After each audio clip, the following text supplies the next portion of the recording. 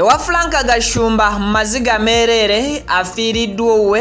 songa rema namakula simusanyufu lwachi ensonga yino Farida nakaziwe azemu nakikolera Braila songa munupu ne Bobi Wine sibirungi beyongedde okukaba amaziga ago nagasingawo Brisha Cash bwabadde mbale bibino ebimutuseeko okosako namalala grenade nagasingawo nga kuletedde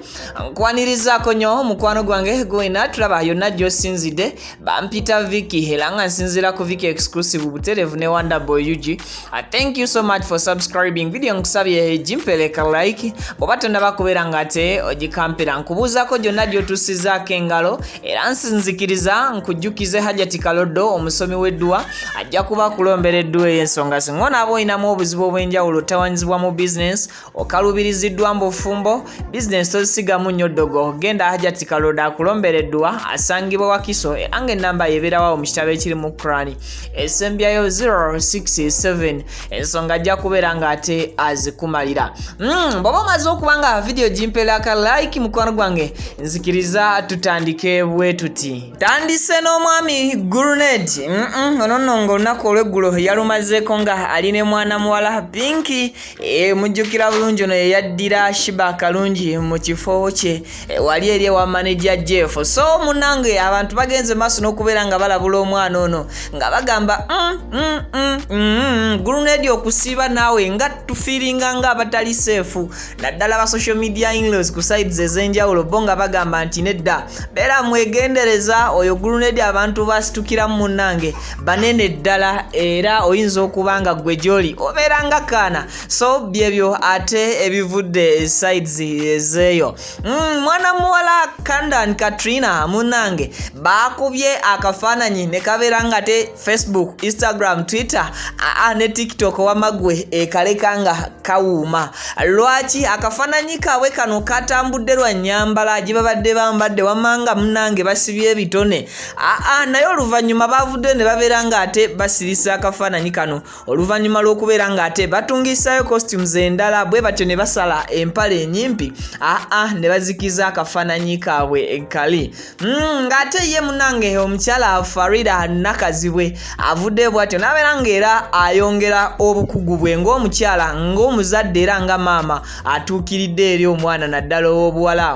mwana ono Braila alagidde ddala nti enkuza gy'ayagala okumukuzaamu yeeyo buli muzadde gye yandyagadde okubeera ng'akuzaamu omwana we naddala bwe kituuka ku mwana ng'ali mu line bagiyita line mu light munantereeza mu bulamu buno obw'okubeera socialite so Farida nakazibwe era still akikoze omwana ono n'amutuusa ku kkula ate nga ye omukyala Rema namakula munnange avuddeyo bw'atyo n'abeera nga olunaku olw'eggulo apostinga akafaananyi n'agamba nti ebwo bwannakawere yabitadde ddebbali bw'atyo n'atandika okwessa mu ddene okuddayo mu bulamu bwe buli bwe yalimu nga buli budde apostinga biki ebiba bimufaako naddala mu bulamu bwe era omukyala ono Rema namakula abantu bavudde ne bamutabukira munnange we twogerera nga si birungi nnyo naddala ku kifaananyi kino kye yasembyeyo kubeera nga atanga abantu bagamba Rema omuntu eyakukubye makeup nga teyamubalansinze comments zonna buli woolagawo yapostinze ekifaananyi kino olabira ddala nga bantu balaze nti si basanyufu ku nsonga ya Rema namakula ne ka makeup wamagwe ke yeekubye mu kifaananyi ekyo so nga ate ye omukyala Jennifer full figure presidential advisor azenga yeewera nti enough is enough era omuvubuka ono ateekeddwa okubeera nga ate akomekkereza mu nkomyo era ngono upcoming ayeeyita Simple K embeera eyiye erabika ng'oba oli awo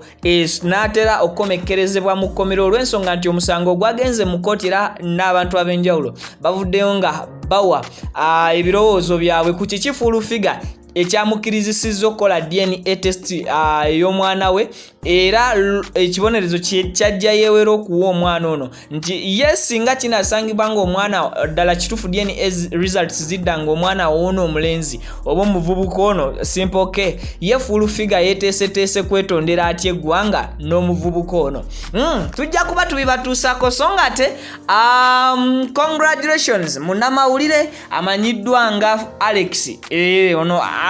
omwana ono ow'amawulire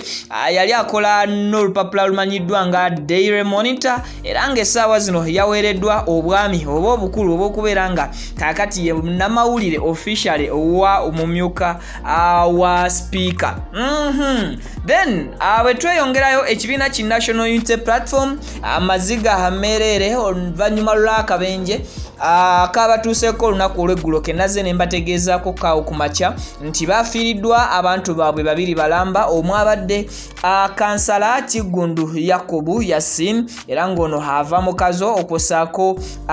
n'omulala Dennis Waiswa era nga naye yafiiriddewo mu kabenje kano. Tenyinza okubeera nga nkutegeeza nti b'ekibiina kino ki National Unity Platform bwe batyo olunaku olwaleero babukezeza nkokola okukyusa emmorokoto okudda mu Kampala basobole okukungubagirako bannaabwe bwe batyo campaigns abaziyimiriza agasingawo ko nja kubeera nga kuleetera just kyolina okukola kwekuumira ku mukutu. Ate ew'omukulu Frank Gashumba si mawulire malungi still ge tujjayo galaga nti wamma naye yafiiriddwako munne onono nga Yesumaiya Nansambu onono yafiiridde mu kabenje era naye olunaku olw'eggulo wali eri ku bitaala mu side zaawo enankulabye kitalo nnyo nnyini ddala eri famire ya mwana muwala Sumaiya. Ngenda kubeera nga ate nsembayo n'eggulire y'omwana mulenzi King Saha wamu ne Brisha Cash bwe yabadde mu bitundu eby'embale. Kansooke n'omwami King Saha Mansur Semanda amunanga olunaku olw'eggulo yalindiriddwa ku presidential debate munange nga talabikako era ng'omwami ono kigambibwa mbu wamagwe yatidde because oluzungu mbw abantu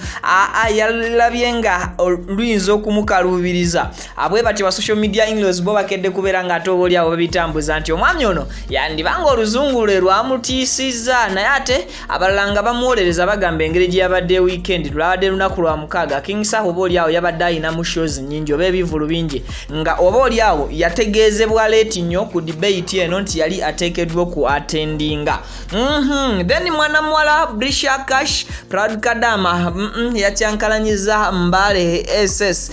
bwatyo bwe yabadde nga ate ayitamuko mu bitundu bye abantu ne bamwaniriza mu bungi era ne bamuwelcominga mu ngeri yonna esoboka. Bibino byerabireko mbasibudde.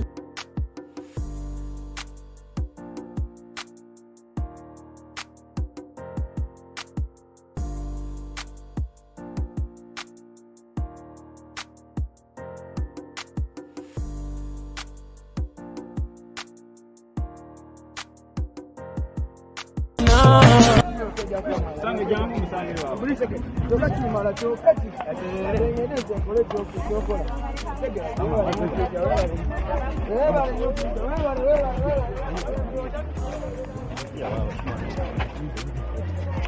Chimala echo chimala.